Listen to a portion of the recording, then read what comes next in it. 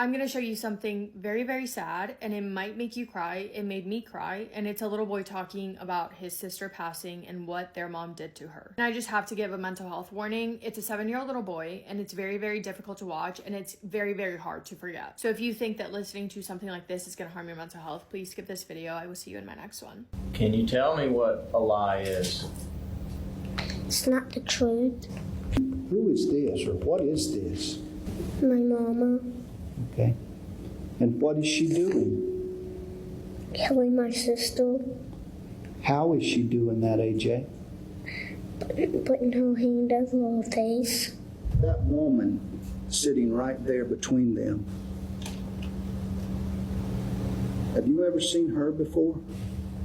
Yes, sir. Who is that? My mother. AJ, Yes, sir. give me your hand. All right. Here.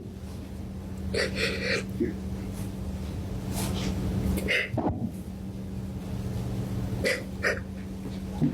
I saw that video on my For You page and I just couldn't stop thinking about little AJ, so I looked into the details of the story and now I'm going to share it with you. On August 8th of 2007, authorities received a 911 call from Amanda Lewis. She was calling to report that her little girl, Adriana Hutto, had fallen into the pool and she was blue and unconscious. Amanda Lewis was a single mother living in Esto, Florida with her 2 children, 7-year-old Adriana and 6-year-old AJ. The kids had different fathers. Amanda worked as a nurse assistant in a hospital and she was often gone for long periods of time overnight working night shifts. And oftentimes she would have family and friends help her out with the kids. And raising 2 little kids is not easy, but for Amanda, she found it to be even harder because of Adriana. Adriana had been diagnosed with ADHD, meaning that her brain just worked a little bit different, and she was always excited and curious and full of ideas. She had a lot of energy and big emotions that would make it hard for her to sit still and remain focused because every hour of the day she was full of energy. She was such a happy, imaginative little kid, but she often did need a little bit of help just staying organized and on task, and learning how to work with her personality was hard for Amanda. Even when Adriana was just a little baby, Amanda would say that she had a really hard time bonding with her daughter. Whereas on the other hand, AJ was described to be still very sweet, very kind, very good kids, but he was more so reserved. So the kids were different in that way. And neighbors would often see Amanda losing her patience with Adriana on a regular basis. The morning of August 8th in 2007, Amanda had just gone home from a night shift and she went off to go take a nap, leaving the kids alone to watch TV. And in their backyard, they had one of those pools, like the above ground pools, but the kids were not allowed to play in it unless Amanda or a different adult was supervising them. The pool itself was 4 feet high, so it was hard for the kids to be able to get into the pool by themselves, but they had a little ladder, and when they were not swimming, Amanda would lock away the ladder in their storage shed in the backyard. So eventually Amanda gets up, she starts getting the things together to go out, leave the house with the kids to go run some errands, while Adriana and AJ were playing outside. At some point, according to Amanda, AJ walked inside and he said, "Mom, Adriana is in the pool." But apparently Amanda didn't think anything of it because she knew the ladder was locked away in the shed, and on top of that, Adriana was known to be terrified of water, so it's not like she would have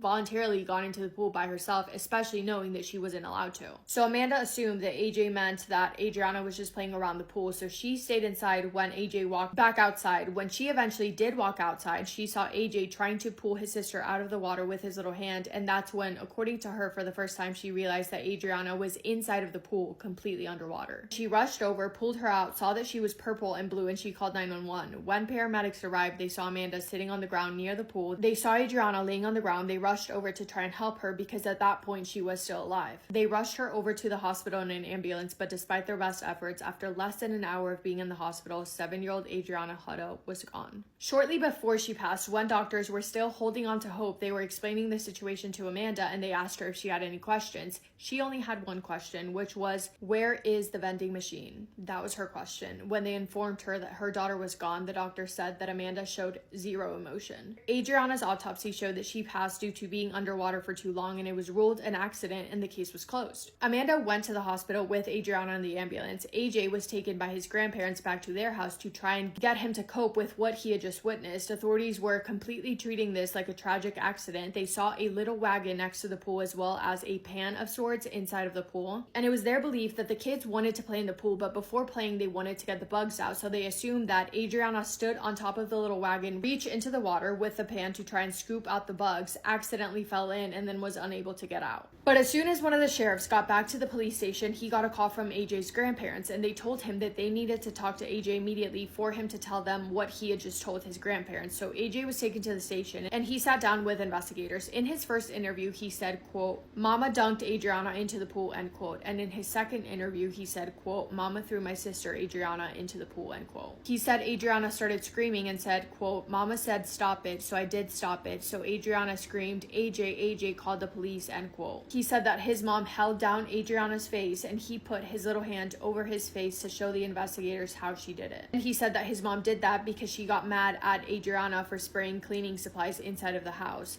Now, of course, AJ was 6 years old at the time, and authorities knew that, and they knew they had to take this into consideration, that little kids often say things that are not true. But it's the way in which he told the story, the way that his story was always the same, no matter how many different times he told it, that really struck a nerve for them. That, on top of the fact that doctors said that her reaction to losing her daughter was extremely weird, was enough for investigators to make the decision to reopen the case, and they began searching for the house for anything that could help them figure out what really happened that day. And the biggest thing that stood out to them, other than the fact that the house was absolutely filthy and dirty and smelled like urine, was the fact that despite having 2 small children, there were no toys at all. When they asked Amanda about this, she said that she would take the kids' toys away as punishment and she would lock them in the outdoor shed. But when they checked the outdoor shed, there were 0 signs of toys. And when they started talking to people who often interacted with Amanda and her kids, they said that Amanda was very harsh on Adriana specifically, and some neighbors even had reason to believe that both of the kids were extremely neglected. Amanda was brought in for questioning and she was told what AJ had said happened. Of course, she denied it. She said that AJ was just a little kid with a big imagination, and she actually did agree to take a polygraph test. She did pass it, but that wasn't enough to change the minds of law enforcement. And in September of 2007, Amanda was charged with first-degree murder. Prosecutors offered her a plea deal, giving her the opportunity to plead guilty to manslaughter, avoid a trial altogether, and serve a 10-year-long sentence. But she did not accept it. She wanted to go to trial, and her trial began in February of 2008.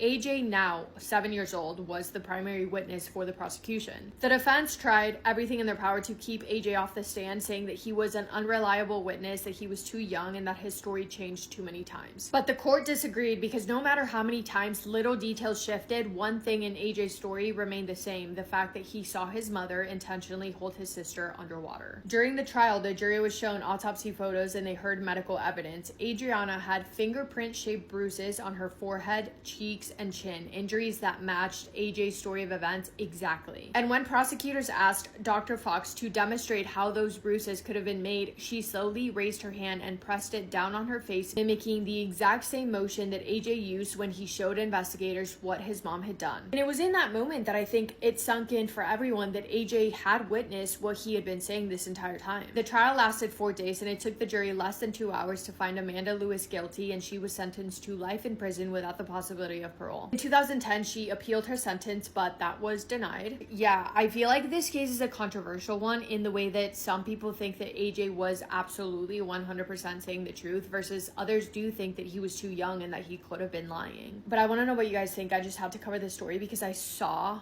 that video of AJ and it's gonna live in my head for years. That is all I have for today's story. Thank you for spending time with me today and for listening to Adriana's story. I hope you guys are having the best day. If not, go do something to make it the best day. Make somebody happy, and I will see you in my next video. Massive kiss on the forehead to every single one of you.